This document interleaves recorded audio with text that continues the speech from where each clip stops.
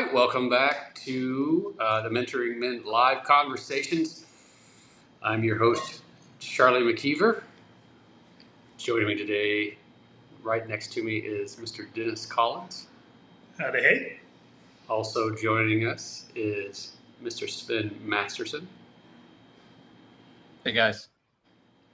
And today we're going to continue a little bit our conversation from last week. Our topic for today is disowning yourself, all the different ways that we can disown ourselves. We'll talk about what that means, what it means to us personally. We'll talk about what it means to our marriage, to our relationships. And just for a little context, last week we were saying that, if you have a front end alignment on your car that's out of alignment, then it erodes your tires. It wears your tires. It causes problems. So avoiding or neglecting or not really addressing an issue doesn't make it go away. In fact, it starts to show up in other areas of your life in different ways that then need to be addressed. It's kind of compounding the problem. So today's discussion about disowning yourself builds on that.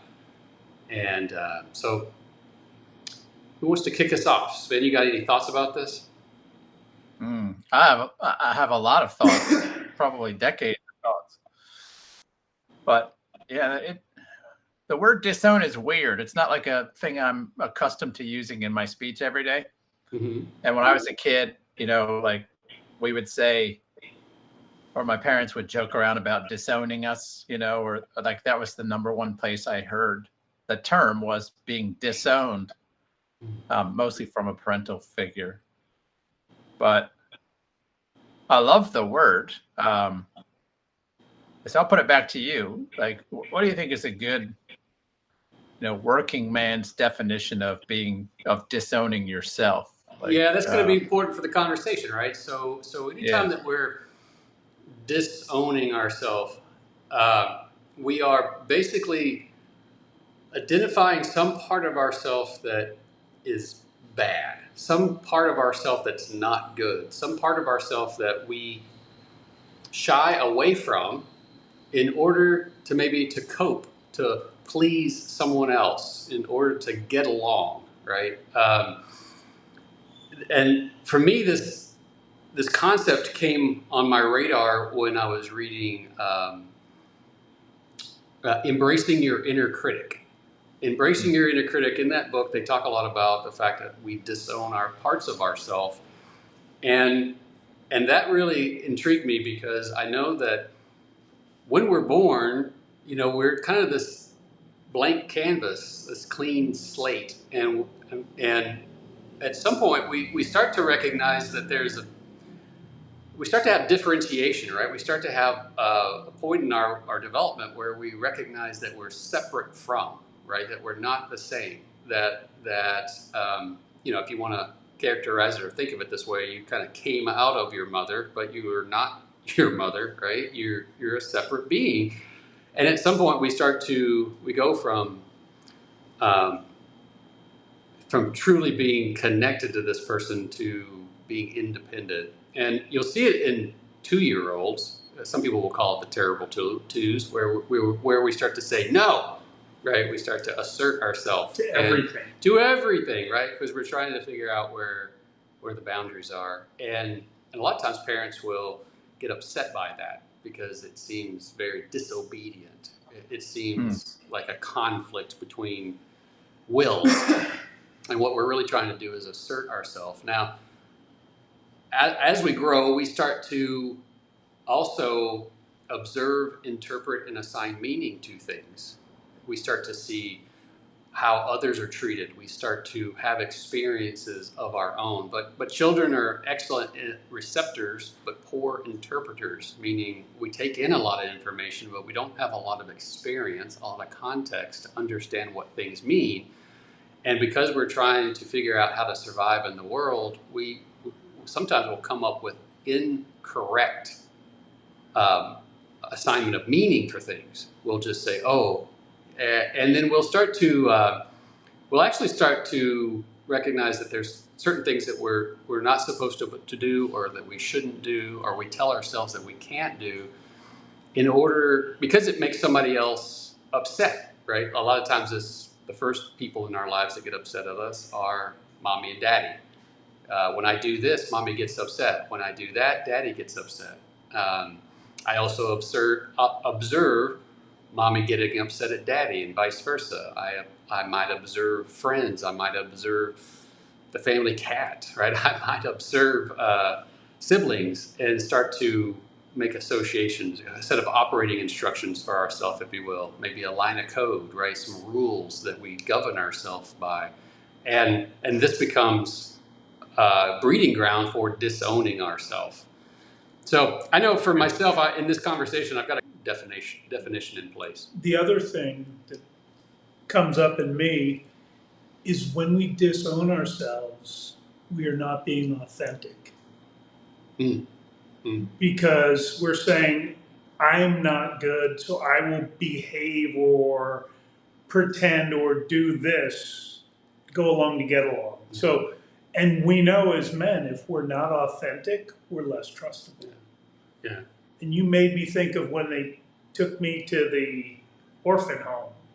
That would be my first disowning experience. I colored in all the grout with crayons in the bathroom. I don't remember how old I was. Got my ass beat, got put in the car to be taken to Mount Loretto, where you took kids that didn't have parents and families.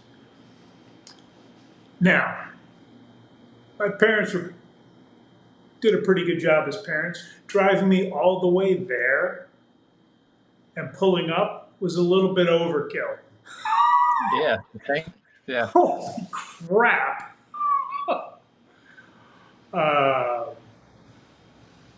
Yeah.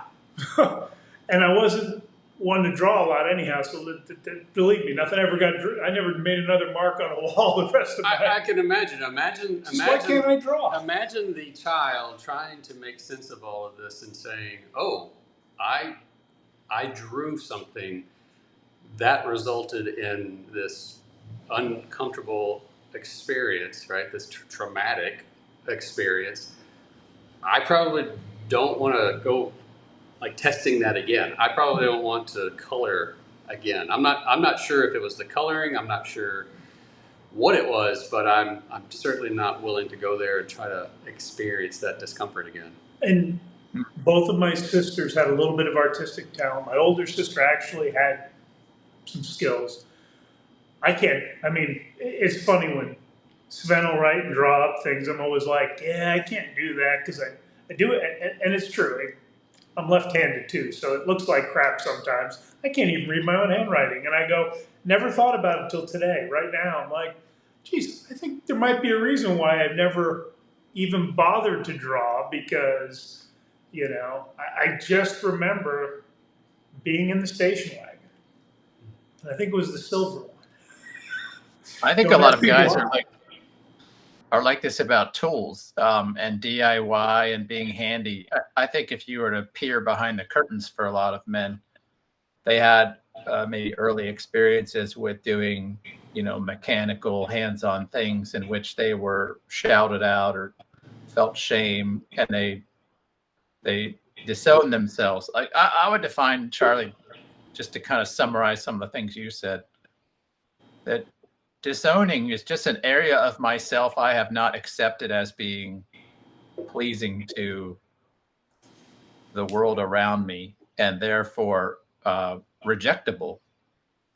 And it's not like we walk around with this firm inventory where we know exactly where we rejected ourselves. It actually is relatively unknown to us, but we would say your emotions are telling you about areas you've disowned yourself quite significantly. Now we could talk about that a little bit more in the call, but the concept of disowning is just like, I like to think about it. We used the metaphor last night in our Renewed Masculine Man call about having maybe a mansion with 1,000 rooms, and like 700 of them over time, you've closed the door and said, nothing good is in there. Now that's one way. I've been thinking about it lately because I'm trying to think of some visual metaphors I could use with retreats and videos. And I've been thinking about a jigsaw puzzle. Imagine you're a jigsaw puzzle, and at some point you picked up a piece along the way as a kid, and you're like, that doesn't fit, and you set it aside, or you rejected it, or you crossed it out, right? And so then you go to put the piece together, the puzzle together, which I think is what every human is ultimately on a journey of trying to understand who they are. But all these pieces you reject because different experiences presented you with a moment where you were like, Charlie, this piece is bad. And you agreed with it because in your immaturity, you didn't know it. So I think anywhere you find disowning, you find this concept of an agreement that we make in whatever level of maturity we have. Well, what I've noticed in my own life and why we talk about disowning, why I like to talk about it, is all of the puzzle pieces I reject, I have found over the years that I've tried to get other people to fill those puzzle pieces in. Like basically, let's just say I have like 700 pieces missing, that I'll go to great lengths to get other people to tell me what should be in that spot. And you could say, it might be fair to say that's kind of how we build the ego. We build the ego, which is like a structure we put in those blank spaces that we're like, how about this? Is this acceptable? Do you like this? The problem is your dad might like one thing in that spot. Your mom might like another, your peers, God forbid you get to junior high and it's just a total cluster with all of these empty spaces. You start to feel the anxiety of like, I don't know how to put the right things in this box. I'm of the age, and Charlie, you might be also, when, do you remember like Benetton shirts and the Coca-Cola shirts that were really popular in the 80s? And there was like, well, to fill that space, I have to have these clothes. I have to have this fashion. I have to have this physique, and this is during like the time we're transitioning from pre-puberty to being a pubescent teenager. And it's just the anxiety of all these parts of you that you're looking at and saying, oh, this won't do, right? God forbid you have acne, crooked teeth, that you're in any way abnormal feeling, and suddenly you've rejected just huge swaths of yourself. Well, what we don't realize is all that stuff sets in there. It's like fast, dry concrete. You reject it, you move on, and years later, you show up in a community or with men like us wondering why you feel so tortured by your spouse's actions or lack of actions. And she says something like, I need space, not sure I love you anymore. I love you, but I'm not in love with you. Or she says, I'm having an affair, and your world crumbles because she's holding all those pieces that you disowned. Well, just while you're right there, Sven, imagine, right? It's not hard to imagine. Imagine, because every man who shows up at the community says what, right? I want connection. I want intimacy. I want love. I want a relationship, a good, healthy relationship with my wife, right? That you just described something where he wants acceptance. He wants to be accepted and appreciated and admired, right, by his wife. Right.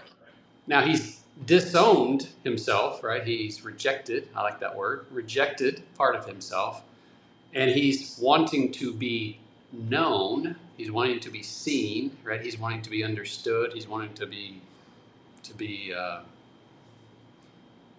connected, approved, approved, right, in his relationship. But he has disowned.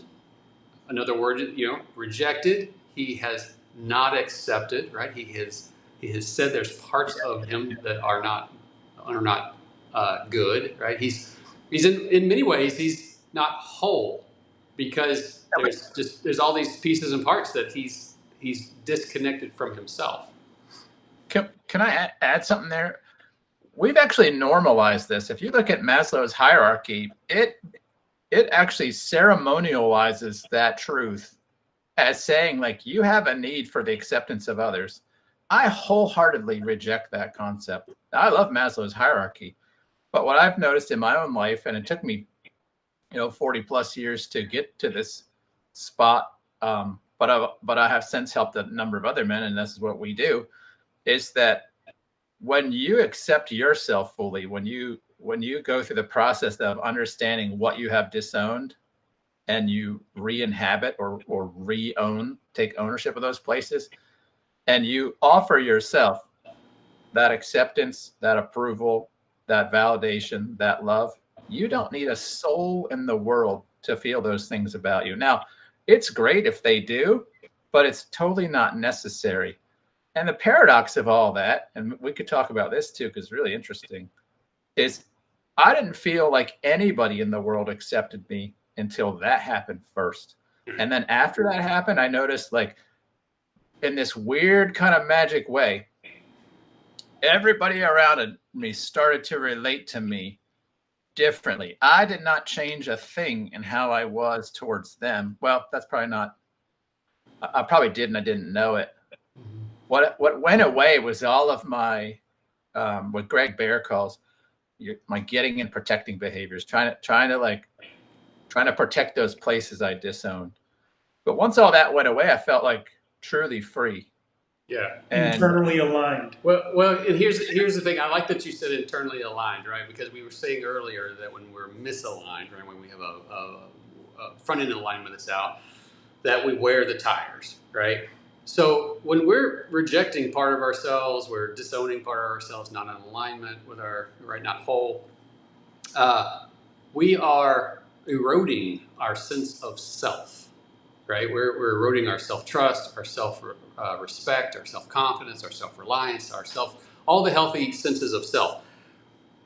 The other thing is that because we are doing all of that, right, eroding our sense of self, we're also simultaneously not valuing ourself, right? Not understanding our value, not understanding our worth. So now what you've just described, right, is this place where I don't believe these things about myself, right? I don't believe that I'm good. I don't believe that I'm whole. I don't believe that I'm valuable or worthy. And so now I need to go around and find external signs of it in other people, Yeah. circumstances, jobs, whatever it is, right? Relationships, signs outside of me that demonstrate to me that I'm worthy, that I'm valuable, that I'm okay.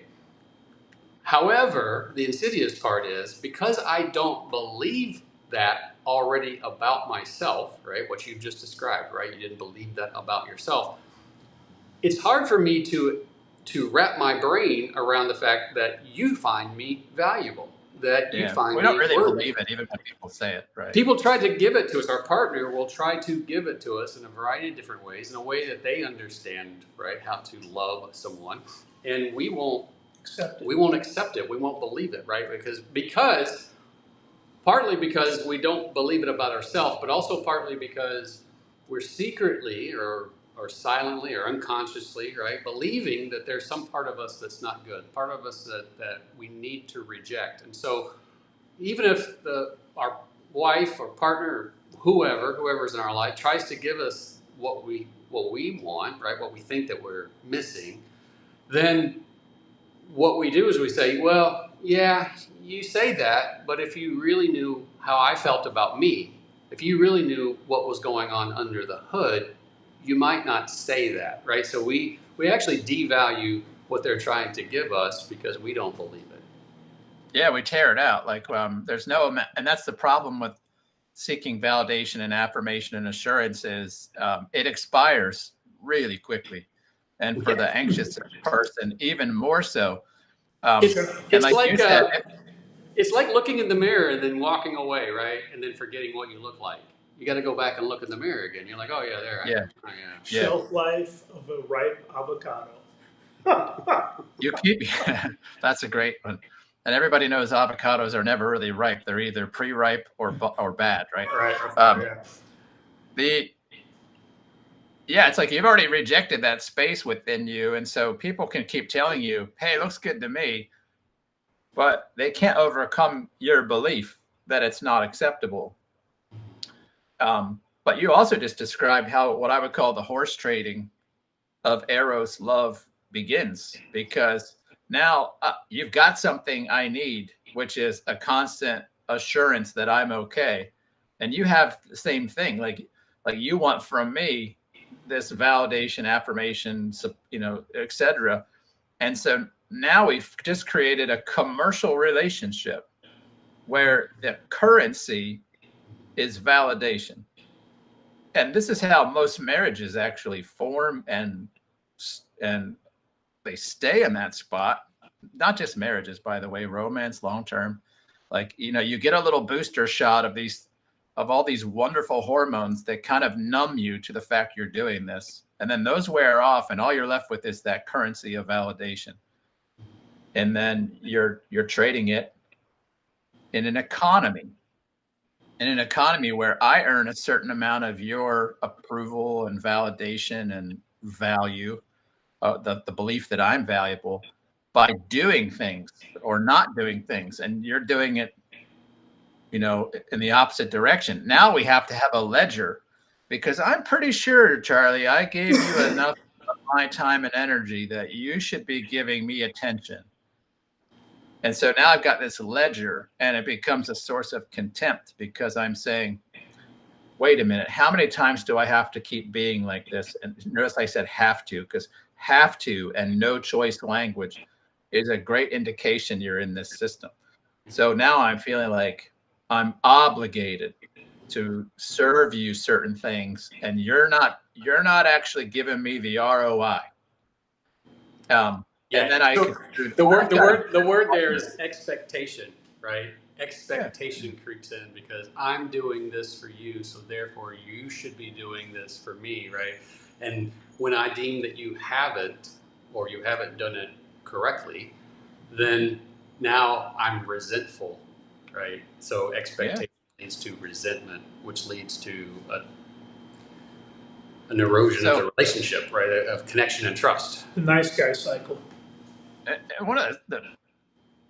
this gets really tough. You go to, some marriage counselors, you go to that and they'll say, now tell me how you feel, Charlie, and they'll go to your wife. How do you feel? Oh, Charlie, can you see that Jill is upset? Can you see that? And you're like, well, I'm upset too. And that's when you get in this gridlock, because you got two people who have a ledger of unmet needs. That's what they believe. What their real need is about acceptance and approval within. But because they have moved that outside by disowning themselves, now you're holding onto their needs, and you're being stingy. You won't give them, and you're feeling the same way about them. And now you get in the disillusionment power struggle stage. It's like, well, what do I do now? Where do you go with that? Now you could just go to a counselor who says, well, stop being bitter, stop being contempt, focus only on the good. And, that will serve a purpose. But we've talked to a lot of men. We deal with a lot of men who've been through sometimes decades of counseling. And it's been my observation that that's because the root was never addressed, which is, until you solve the lack of self-acceptance, the person will keep building a ledger again. They'll keep entering this economic relationship where they're trading these intangible needs for each other, and that will ruin your marriage. Almost ruined mine. I'm really fortunate that I kind of had this epiphany before my own marriage completely collapsed, but it was killing my marriage for sure. Yeah. I want to tell a story to kind of give a man an idea of how these events in his life can kind of contribute to this disowning of self, right? Because, like you said before, we may not be able to always track it back to what it is, what the origin was, right? But more than one thing happened in our life that we could probably point to that either initiated something like this, or maybe built on top of something like this. And if we can start really just becoming aware of the story, if we can become aware of the agreement, right? What it is that we're agreeing to, Yeah. and then we can actually start to ask ourselves, now, hang on, wait a minute, is that true? Does that serve me? Do I want to believe that? What Yeah. would life be like if I didn't believe that, right? What would be the opposite of that, right? We can really just start to like pick it apart, and we want to become aware of that story every time that it pops up in a multitude of little ways, so that we can just start unraveling that hairball, right? We really start rewriting. We want to create new pathways in our brain, right? A new conduit of better thoughts, right? So And that's entirely true. Like we know that from neuroscience, we know that from cognitive science, we know that from a number of disciplines, and we know it, of course, anecdotally from our community. But where most men kind of go sideways is they're expecting that this is just going to be like, I just do it once and it's easy, right? But I like to use the example, suppose you grew up in a hometown and you've driven the same path for like 40 years and you come to a stop sign and you go straight, right? And then suddenly they start building a new road and there's a better way to go. And that new way to go is optimized. Maybe it's a nicer drive. It has less traffic and maybe better road quality. But you have been used to driving down this path for 40 plus years. And it takes time to get used to deliberately choosing to go a new way. And for men and women, anybody who are doing this in their thinking, the first thing they have to know is that there's an intersection where they didn't know there was one. And then they have to learn that I can turn right or left. I don't have to go straight anymore. Right. And that's a time consuming process. But what we find is when men do this, usually in a window of about 6 months, they're feeling differently because feeling follows thinking, and thinking takes some time to change because we're so good at automating it. That we're machines that are optimized to memorize ways of doing things. And I don't know about you guys, but I drive way better automatically than I do consciously because my brain is made to do that. My brain, when we went down to North Carolina, that was like a 9-hour drive for me.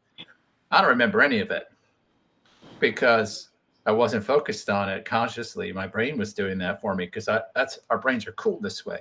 But the problem is it's doing that based on things I've learned over, 30 years of driving. And when I learn to keep rejecting and disowning, let's just say some part of my insides, the same thing happens. I've automated just bypassing this part of myself because I learned early on with this, meat or fat computer in my head. Oh, we don't use that. Oh, we don't touch that. We can't look there. Let's not go there. And you know what brings that to the foreground? Well, let me ask you, what is it that gets a man's attention to those places? Like, what is the catalytic opportunity to kind of disrupt that automation? That's a real question. Crisis. There you go. Crisis. Yeah, conflict. Conflict opportunity. Yeah, it's pain. Pain is the thing, just like in our physiological lives. If I'm just going through my business, and you guys know this as men that are active, especially with 75 hard, if you've got dysfunction in your body is going to tell you via this thing we call pain. Why do we think that that's any different in our mental, emotional, spiritual insides? I would suggest that kind of pain is telling you the same kind of thing. You have dysfunction here. You have something that does not work as it ought. And if you treat pain like that, you can do great things with it. Well, here's what a man needs to understand is that when we experience a physical pain, right, a nerve ending sends a signal to the brain. And then the brain says, hey, something's up, right? Your knee, your elbow, your whatever it is, right? You've fallen down, you've scraped your knee. There's there's signals that are sent to the brain to indicate that something's wrong, and then we pay attention to it, right? We address it. When we experience emotional pain, right, which emotions can be described as energy in motion, right? When we have our feelings about something, and sometimes feelings can be anger, sometimes feelings can be heartache, right? Sometimes feelings can be just tension in our shoulders, tension, butterflies in our stomach. It can be something that we're feeling something, right? A physiological state change. We've got something going on in our body. That's actually there's a feedback mechanism where our brain is sending a signal back to the body, right? When we hurt ourselves in our body, it sends a signal to the brain. But now the brain's saying, "Hey, something's up cognitively, right? I've got a conflict here. I've got something that's distressing to me. It's conflicting." And it starts to send signals back to the body, and we start to feel that in our body. And that's something that's generally uncomfortable, right? Nobody ever complains about cookies or puppies or rainbows, right? It's usually something that's uncomfortable, something that we want to go away, that we want less of. And so sometimes what we'll do is we'll ignore that, right? We'll push it away, we'll push it aside, we'll push it down, we'll reject it, right? We're maybe even continuing to disown our feelings about something because we don't want to face them. We want them to go away as quickly as possible.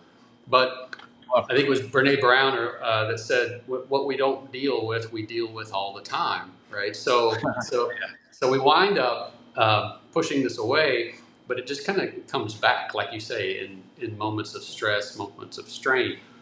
And it's important to recognize the brain itself, right? The fleshy part doesn't actually have any nerve endings in it, right? This is why you can do brain surgery with the patient awake in a local anesthetic, and you can poke around in that person's brain, and they don't feel that, right?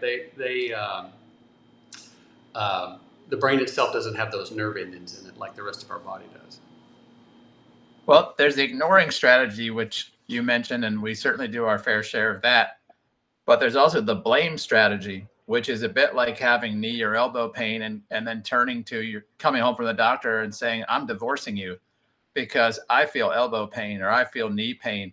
Like most people would consider that ludicrous, that the functional pain in their joint would come from a spouse. But we have bought this idea that these other kinds of pain are sourced outside of us. So our two favorite ways of dealing with it are ignore it or blame someone else for it. And neither of those actually offer any solution. I'm unhappy and I want a divorce. We're not responsible for her happiness. And that can go both ways, right? Both ways. Both ways. Definitely both ways. And how often do we see in situations like that the person's still unhappy post-divorce? Very common, because if they don't work on themselves and self-source and wherever you go, there you are, right? So you carry the problem travels. Most people, I mean, some people really are exercised by the process. I don't think divorce is a solution. I think it's a conclusion, ideally, meaning if you're unhappy and you get divorced, you probably will stay unhappy because that is to see your partner as the source of your pain rather than your own insides. But you might go through a tremendous amount of work, come to a place where you are happy, you feel whole, and your conclusion is, this marriage does not serve myself or this other person. And people are going to hear that and think that that's what we promote or something. We don't tell people what their marital status should be. And many of us, myself included, are long, decades long married people. So we value marriage, but I'm just saying that because a man whose marriage is in crisis or a man who's feeling like I need to get a divorce might be really irritated to hear some of the stuff we're saying, because he's bought into this idea that there's no way out of his emotional pain other than coming out of his marriage. And I would warn a guy like that, the statistics do not favor your conclusions. And our experience doesn't either, meaning those kind of men will find momentarily a new season of happiness because they'll find somebody else to hold all of those places they've disowned, and they'll think, oh, I have finally found the perfect woman. And again, after a short while, they'll start feeling the same insecurities again, the same uncertainty. Does she really mean it? Why is she looking at her phone like that? She's pretty dolled up tonight. She says she's going out with girlfriends. Is that really true? And a man will start feeling all of that dread because he never addressed the places of himself he disowned. By the way, this is a human condition, right? Not a male condition. This is not a male thing. Female condition. This is a human condition. So simultaneously recognize that if we're disowning part of ourself, right, rejecting part of ourself, not accepting, not caring for, not loving ourself, right, not valuing, not understanding our worth, right? If we're doing all of those things in a relationship, it's very likely that the other person is as well. Well, I don't think I've ever seen it otherwise. That's what creates enmeshment. Charlie, I'll use you and Jill, right? Here, honey, hold these 200 things about me that I reject. And she says, okay, well, you hold these 200 about me that I reject. And now you have this weird relationship where you're like managing each other's insides. We could call that codependency. We could call it enmeshment. We could call it dependency. Doesn't matter. There's no path to a healthy relationship that way because you're constantly trying to dance around and negotiate your way away from gridlock. But you will come to gridlock when everybody has equal pain. Because then you have like a gun at each other's head in a standoff saying, I'll change when you change. And the other person is saying the same thing. And also just resenting how they feel and what's being asked of them. And that's where marriage runs out of runway when you're in that spot. And though it is a human problem, it's my opinion and experience that someone needs to go first in breaking that gridlock. And when a woman has to do that, she will generally go through that and then say, okay, I want to be with a man who has the intestinal and testicular fortitude to be first next time, no matter what her political ideology. Most women want to feel like they were led by a man who did not push her out into the dark living room with the burglar noises first, right? And so that happens emotionally as well in the relationship, where if the relationship is in a gridlock, somebody needs to go first. It doesn't tend to end well if the woman goes first, because she will generally conclude, I'm going to be better off with another man. Whereas when a man goes first, it creates this kind of a potentially and most often a harmonious process where he realizes, oh man, I gotta take care of my insides. He does so, he becomes emotionally safe, which means he starts to differentiate from his partner. He says, I gotta own me. I gotta take care of these unhealed places that I've disowned. And as he becomes whole, he can hold space for his partner. He can create an emotionally safe space where she can do the same in a place that feels safe. Now, they both have the same kind of work to do, but again, somebody's got to do it first. A lot of people try to make this happen at the exact same time. I'm not a fan of that. I'm not a professional marriage counselor. I'm not a professional therapist. I just help guys with this kind of conflict. And usually if they're trying to do like this mediated, like, okay, I'm going to go 1%. Now you go 1%. I'm going to go another 1%. You go 1%. Yeah. You know, for guys who are technical, maybe listening to this, right? Maybe in technology or whatever, even in politics, right? There's this word called protocol, right? Protocols. There's how things are done, and how things are done effectively, efficiently, to produce to produce a known result. You know, there's a protocol of things, and information, especially from a technical perspective, information has to be sent in a certain form. It's got to be said, to a certain endpoint. It's got to be information has to be moved back and forth in a certain way. And unfortunately, we're not machines, right? We're not vending machines. It's one thing for you and I to sit in a room and pass information back and forth to each other. But a lot of times in a conversation, especially with a woman, there is metadata, right? There's extra little bits of information riding on the signal, right? There's not just the words that she's saying, but how she feels when she says the words, right? When she pulls those words up. Now, a man can have this as well, right? He can, especially if he's pressed down and suppressed information, right? Feelings about things, hasn't really shared his truth. There can be a bubble of emotion, right? Almost like a juicy burp, right? Of expression that comes out when he wants to share his truth with her. He's got words, but he also has feelings that kind of come up with that, like bile, right? And so this exchange, this transfer of information, right, is it clean?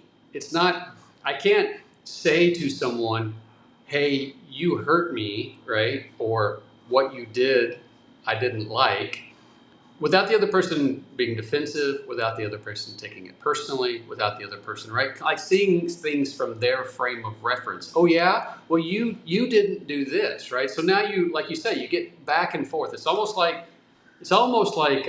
one person throws up and then the other person throws up, and then pretty soon you're just kind of throwing up on each other, right? Yeah, everybody. Yeah. It's just gross, right? So at some point, what we encourage men to do is to come into a community of men like Mentoring Men, be able to talk these things out, right? Be able to let themselves be seen, be able to own parts of themselves, right? To really say, hey, hold on, right?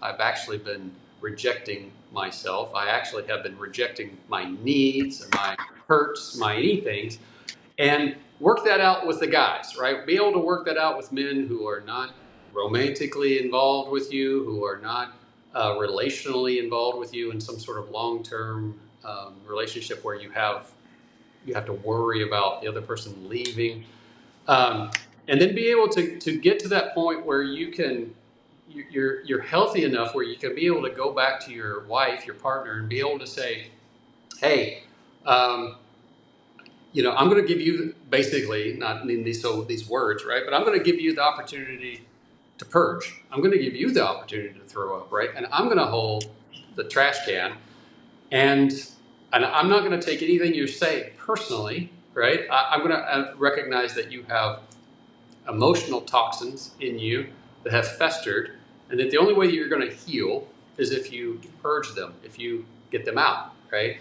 And so I'm going to give, as the man, I'm going to go first, right? As in, I'm going to take care of me, and then I'm going to be able to turn around and take care of this other person. Almost like if you went out on the town and drank a little too much and she needs to throw up, you're going to hold her hair, you're going to rub her back, right? You're going to encourage her to let it go, right? To get it out. And you're not going to take any of that personally. You're just going to care for her in that process. I got a visual for this, for the guys who might think this way. I think that way. And Charlie, you and I, as former IT guys, kind of go this route. I like to think about it that my wife's communication always has, well, when it's intense, has pain. It has her analysis of why she's in pain and her strategy for what would make her pain go away. Now, this is a way a man would look at communication. All I'm hearing is I'm getting the intense emotion from my wife, and I'm getting her stories about why she's in pain and what would fix it. But here's what used to happen to me is when my wife would talk about her pain, I would get laser focused on her story about why it happened and her strategy to fix it, and it would trigger my pain up here. I always run out of markers on these stupid calls, man. So I would get like super sucked into my pain from what she was saying about why she was in pain and what would fix it. This is actually just the drama triangle, by the way. And so then I would respond with my own sense of pain and my analysis and strategy, which then would trigger her pain. And then here we are, we're in gridlock. You got two people who are like trying to out vomit each other. And this is what it felt like. It would be exasperating getting these conversations. So what I experience, and what, just for guys watching who aren't familiar with mentoring men, what we show guys how to do is take their pain and address it in the context of men who are not triggered by their pain. So like when a man comes into our community and we accept that he's in pain, that's part of the human journey. When he shares it with us, we're not taking any of it personally. And so we give him the space to like be seen without judgment, to be accepted, the things he's looking for temporarily. He has to ultimately accept himself, but we can offer him this environment where he has this. Then he can start to address this pain. And I'm going to put another P back there. He can be present, and he can replace he can learn to be empathetic and compassionate. And now when she's emoting, he can just like, oh, okay, wow, you sound like you're in a lot of pain, because all of the stories coming out of her mouth, which are always going to be filled with blame, they're going to be filled with hurt. You know, that's how we are when we're emoting in pain. We say stuff that's not true. And when you're insecure because you're trying to protect and defend the places you've disowned that person is responsible for, you feel like you enter like a combative state. And then you lose in the relationship because you're not actually present for your partner. You switch your focus to defending and standing up for yourself as though you need it. And now you've made the whole interaction about you, which is why women notoriously say in these circumstances, you always make everything about you. I used to say, I'm making it about me, because everything you're saying is about me. And it would blow my mind that a woman would say this. I'd be like, how would I make it about anything else? Everything you're saying has my name in it. Yeah. And I didn't realize just the way women communicate, the metadata, the data. The metadata is the important part. That's the emotional pain.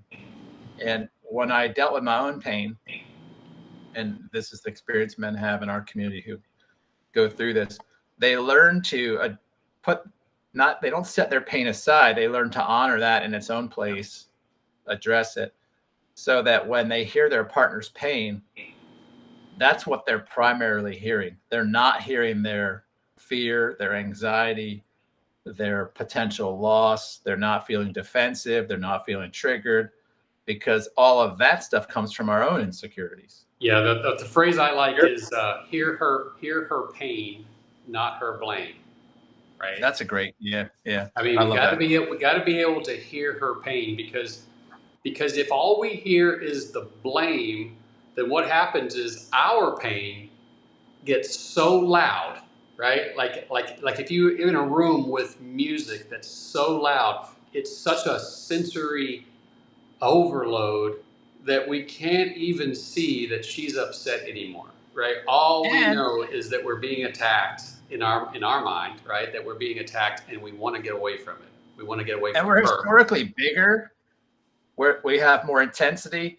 And so when men show up that way too, and I don't think we appreciate this, because we don't feel like we're in like a major rage, but to the woman in our life, we're like DEFCON 0. Like it's off the Richter scale anger, because just the difference in attunement, right? Like I started to really understand this with daughters, you know, who, like, my first half of my 6 kids were boys, and my second half daughters. And my daughters were like really revelatory to me to see, like, whoa, girls have a different sensitivity. I didn't feel like I was all that worked up, but to my daughter was like a devastatingly big deal. And tone matters. That a man can actually relate to this, right? Because what you're talking about, right, is that whatever we think whatever DEFCON we're at, right, she thinks we're 10x that, because that's how it feels to her, right? So for a man, he actually has experienced this, right? But he's experienced it in the conference room. He's experienced it in the garage. He's experienced it in the work bay, right? Where he's talking with his coworkers and he's like, "Hey, how was your weekend?" And they're like, "Yeah, we went fishing," or the kids had a ball game or whatever, right? And then the boss comes in and the boss is pissed, right? He is not good. He's had his ass chewed by his boss, and now it's all rolling downhill, right? And when he walks up, everybody gets quiet. Everybody, right? Parts of their body get watertight. And he's like, uh-oh, right? Something's up. The boss may not even have said anything yet, and yet the room has changed. Yeah, we definitely know what fear is like. But I know this, we talk to a lot of guys who are experiencing this. They feel like they're not being necessarily intense, but their wife is calling them things that are starting to concern them. She feels like they're being violent, that she's not safe. And then this triggers another round of pain in a man. What do you mean I'm not safe? I've never heard her. I've never heard her. Yeah, I've never even called her a name. And I used to wear that as such a badge. I have never touched my wife in a physically harmful way. And I have never in 32 years called her a name. And I used to think that was a badge of honor. But, my wife would still tell you that she felt tremendously bullied at times, that she felt unsafe. I didn't know at the time, but I was using just my ability to maybe have a superior argument. I was still showing up in a way that would get her to retreat. And that's not a kind way to be in a relationship. Now, we talk to plenty of men who the wife is the one doing this. This is not unique to men by any means, but we talk to men who we help as men. But it creates this whole cascade. And I would bring all this back to disowning. It's all caused by two people who have disowned themselves. And so if you want to have a prosperous, deeply connected, passionate, intimate, fulfilling, and satisfying marriage for decades, you have to address where you have disowned yourself. It's the beginning of the shift in marriage. And I would promote the idea, because we're talking to men, that when men go first, it creates good things in that regard. And I'm not saying in charge. That's not what I mean. But when a man says, I'm going to look at my pain first, I'm not going to hold anybody else responsible. I'm not going to create a prerequisite that my wife address her pain, because I got to deal with my pain one way or the other. She could get hit by a bus. I still have my disowned spaces. And I got to look at that. And the sooner a man starts giving that attention, like deep attention, the sooner he has the life he wants. Here's the thing: is we don't see ourselves, right? We're on the inside looking out. We don't see how our thoughts impact our body language, our way of being, our voice inflection, our posture, right? Like just when we're in a low state, when we're believing negative things about ourselves, when we feel hopeless, powerless, dependent, right? All of these victimized, all these other things, then we kind of walk around with a little slump, right? We're not quite as much energy. We don't really feel good. We kind of feel, we don't have any pep, right? And this is the version of us that everybody around us gets. But when we know our value and worth, when we're connected with ourselves, when we feel good about ourselves, right? We walk a little taller. We walk with a little pep in our step. We walk, right? We interact. We smile. We say, "Hey, how are you?" Right? We show interest in others. Like it's a different, that everybody around us gets that version of us as well, right? And so a lot of times what will happen is, to your point, when a man starts changing his thoughts about himself, right? When he stops rejecting himself, when he starts accepting parts of himself and being honest about who he is and what he wants and where he's going, and he starts meeting his own needs. He starts to feel good about himself, and then magically, people around him start to act differently, right? They start to smile and they start to, right, have a different way of being because they're experiencing a different version of him, right? He's not controlling them, he's not manipulating them, but he is influencing them, right? He is part of their Of course, yeah. environment. And Yeah, that's the dirty little secret of the community. We don't help men save their marriages. We help men save themselves. And the byproduct of that is often, we've seen men whose marriages look like there's no hope. And now they're happily married. yeah, it's interesting. It's oftentimes the ones that look like they have no hope that turn around, and the ones that didn't look especially at risk that you're like, whoa, where did that come from? And they go sideways. But really, I'm curious about your feedback, fellas.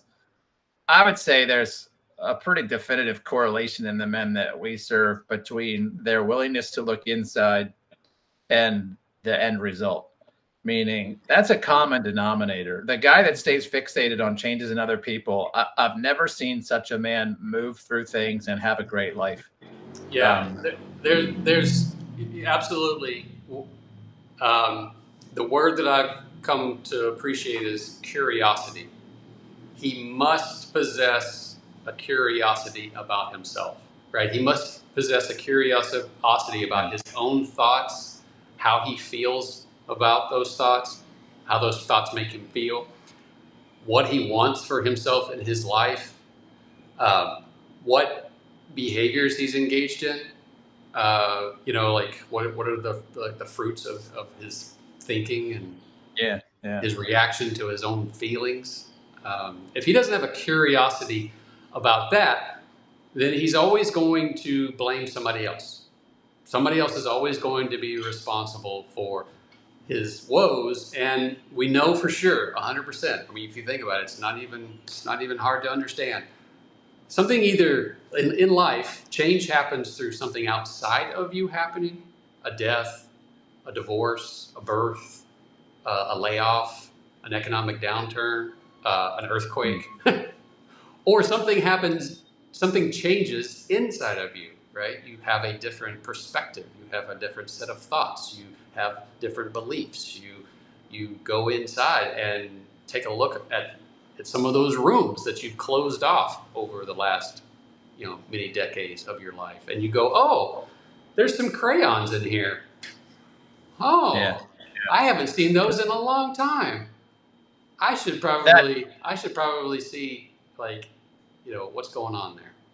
You need all those places to live the life you want, and it took me forever to figure out how to disown myself.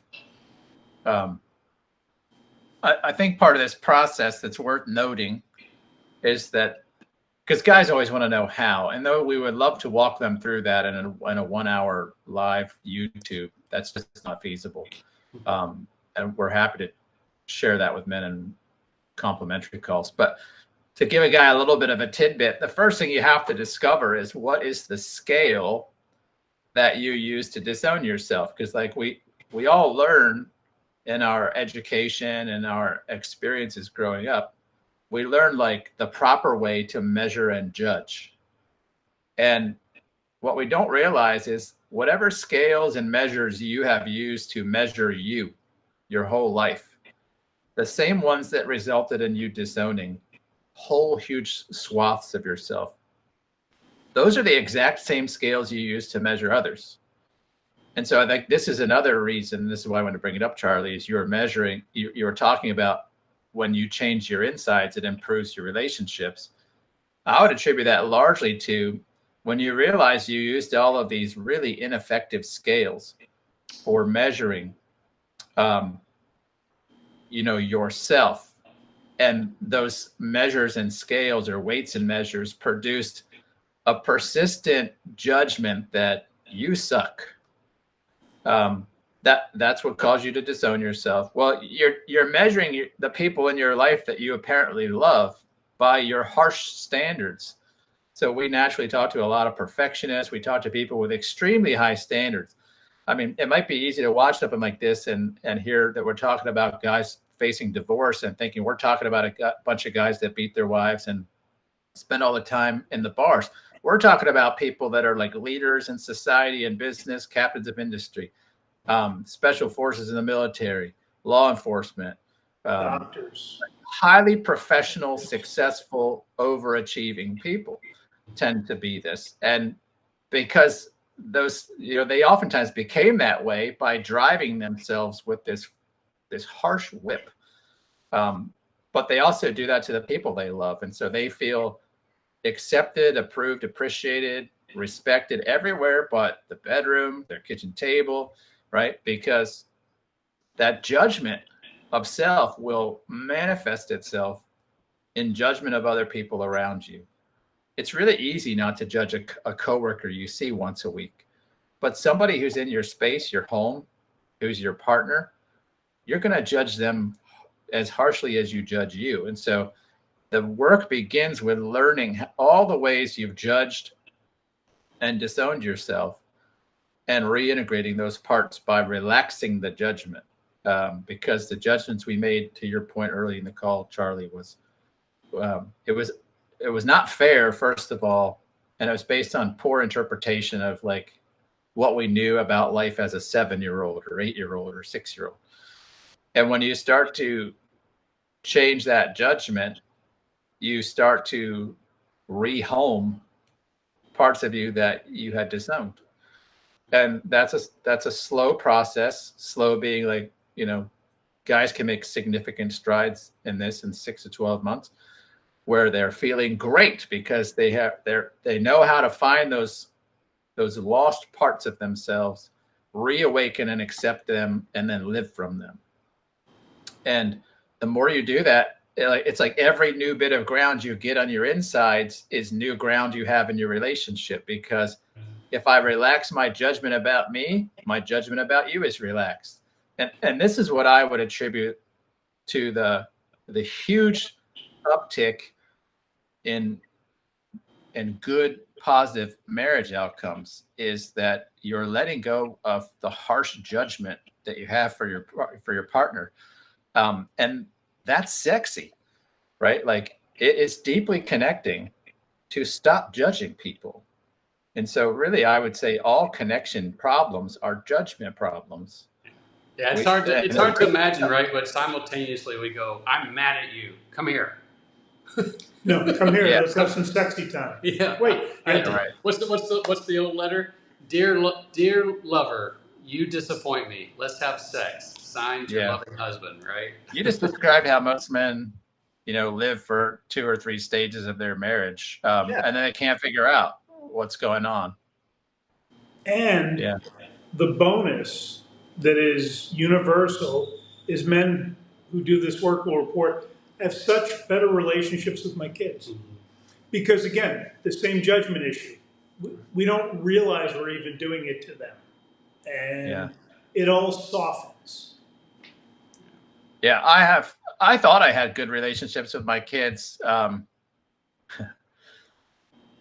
didn't.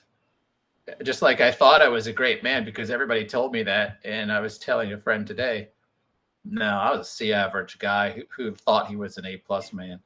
But I was deceived this way. Anyway, this last week, my wife has been gone for about a week to be with a family member in another part of the country because her uncle passed away.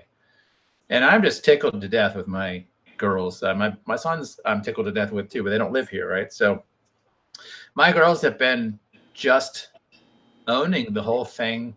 We spend 95% of our time just laughing together and talking about our insides. My 13-year-old is reading, some of the books that we use in our work and understanding it. And so we're having conversations, and she's like kind of finding herself stepping into a drama triangle, for example, and she'll stop herself and she'll like practice some needs literacy and get clear about, hey, I'm having an internal experience. It's not about my sisters or you. And she'll correct herself. And I was like, man, I have a tremendous amount of harmony in my family. You guys have been here, so you know what that's like. firsthand. And I wouldn't have any of that, none of it, had I not tended to my own heart, the disowned places. And that was the journey of, like, a million miles. It felt like a million miles away, but it was actually just, nanometers away the whole time. I just needed people to show me, like, that's your issue. And lots of people tried. It's a But short journey, especially compared to the decades where, right, we were kind of walking around in circles and going back over the same path. Yeah. Yeah. I wasted so much time. Yeah, same. Now, I mean, I don't think anything is wasted in reality. I just assume I needed life to go that way. But I'm really pleased that, our kids, our sons, younger men, because we're starting to get a lot of younger men in our community, like, they have an opportunity to kind of, like, re-own these disowned places way earlier than we did. We talked to guys even into their 70s, sometimes close to 80, and they're struggling this way.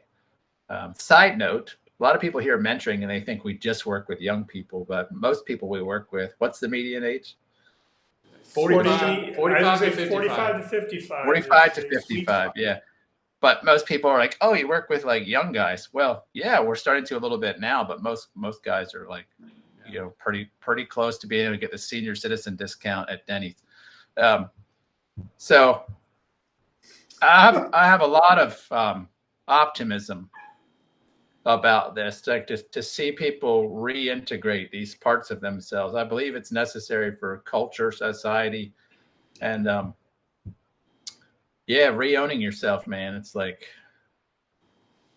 and it's one of the reasons we now have free courses available for men in the community to help them, whether it's with a failing marriage, whether it's finding some of their 4 core key coordinates, grounding themselves, or dealing with a sexless marriage, because the change has to start within. So I'm assuming, but there'll be a link somewhere below. I just added one, by the way, today. I just added one for the man whose wife has stopped wearing her wedding ring. That's something guys reach out about. And hopefully by the end of the week or next week, we'll have one specifically for the man who's heard, I need space. What do you do with that statement? What does that even mean? And we want to put these things out in the world for free so that men can start to understand how that stuff relates to disowning, because it's not going to be immediately apparent, and we're not going to try to show guys that right away. But if that content resonates, we have a lot more to give. That's just the free stuff.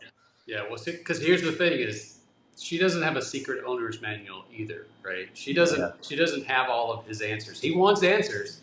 He wants clarity. He wants certainty, right? He wants the pain to go away, but she doesn't have all of his answers, and believing that she's somehow holding out, right, is really causing frustration and resentment and pain. So take some of these courses, start getting some of the surfacing some of the answers for yourself, and let's have some conversations about what's going on, because a lot of times we can't even hear our own self, right? We can't see ourselves, we can't hear ourselves, and it takes having a conversation with someone else, all right, another man, someone who is able to understand you and understand where you are and be able to say, is that true? This is what I hear, and be able to just ask questions so that you can surface your answers for yourself. Can I ask you a question? Yeah. What are some of the coolest conversations you've had like that lately with men?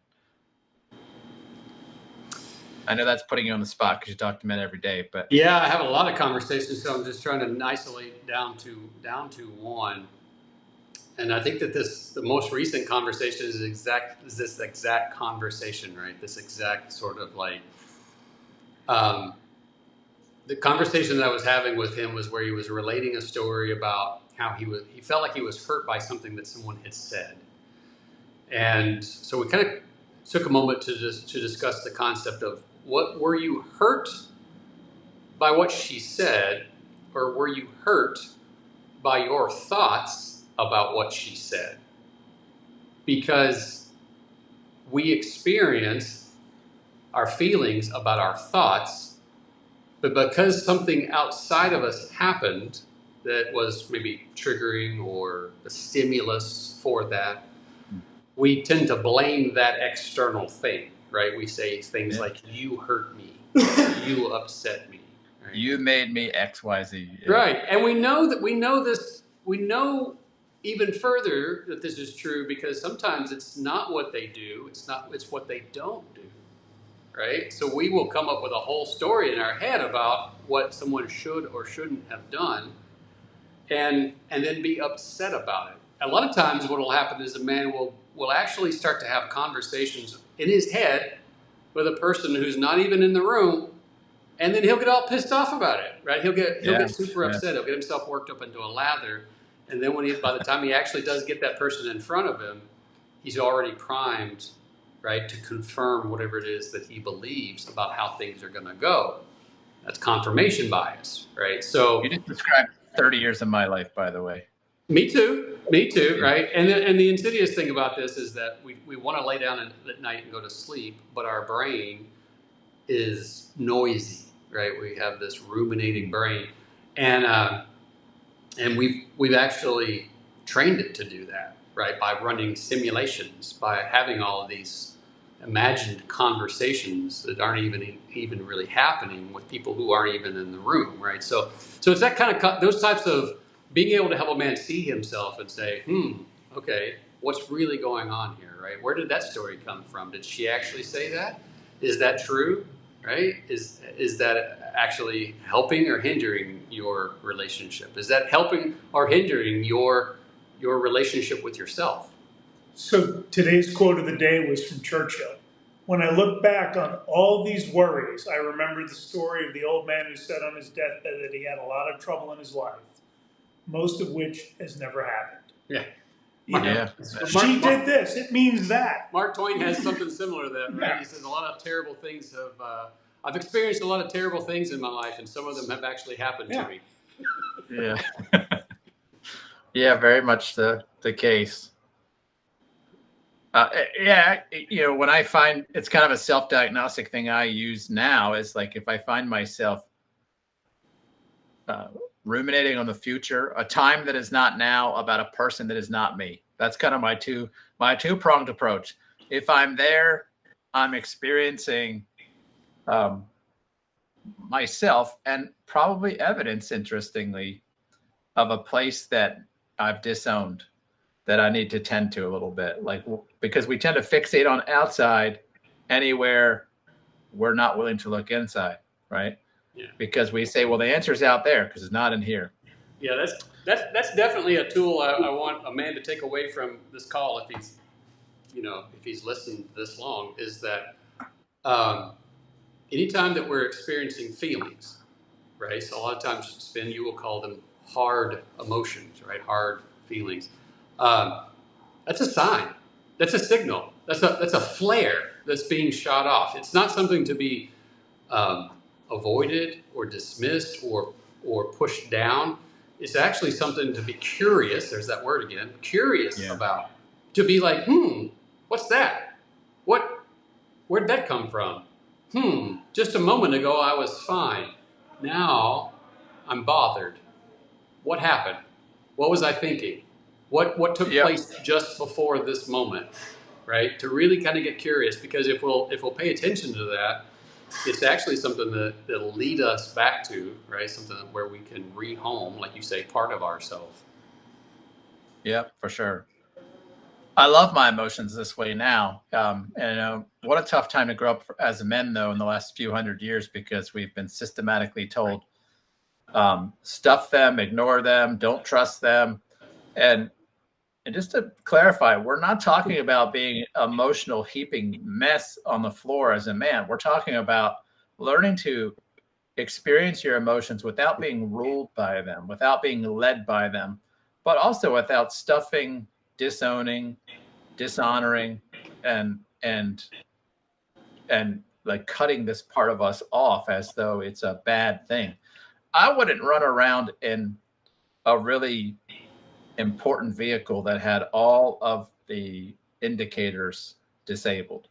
But that's how men have been told to live. They've been told, like, don't you dare let these parts of you be.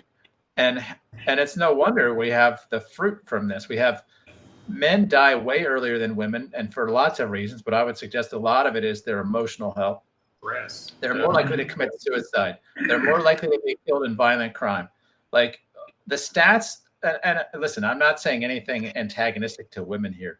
I'm just saying, like, it's a hard time to be a man when it comes to your insides, because like we're getting squeezed and squeezed and squeezed. And the one thing that we have that should allow us to have the insight into what's going on and how to address it, we've told men to completely look away from it, which is your emotions.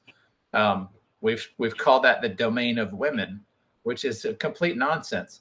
And so men have like the one tool they need, they leave out of their toolbox. And yet we're trying to do these, really substantial things in the world. And that's coming home to roost. So we're very keen on emotional well-being, but in a way, I think most men would be really pleased, meaning, we're not talking about a bunch of soft people that just sit around in a circle and cry. And I'm not against any of those things. It's just a matter of when men are so used to associating emotions with that they don't understand the power that you have in your emotions. Now, I want to plug a little bit of a course here, because I realize getting in touch with us and signing up for a deeper mentoring work is a scary thing. But one way you could explore this at a lightweight level, we do have a course called The Emotionally Resilient Man. Probably takes, what do you think, 3 days to go through. It's not very heavy. There is a cost for that. That one's not free because it's a little bit more involved.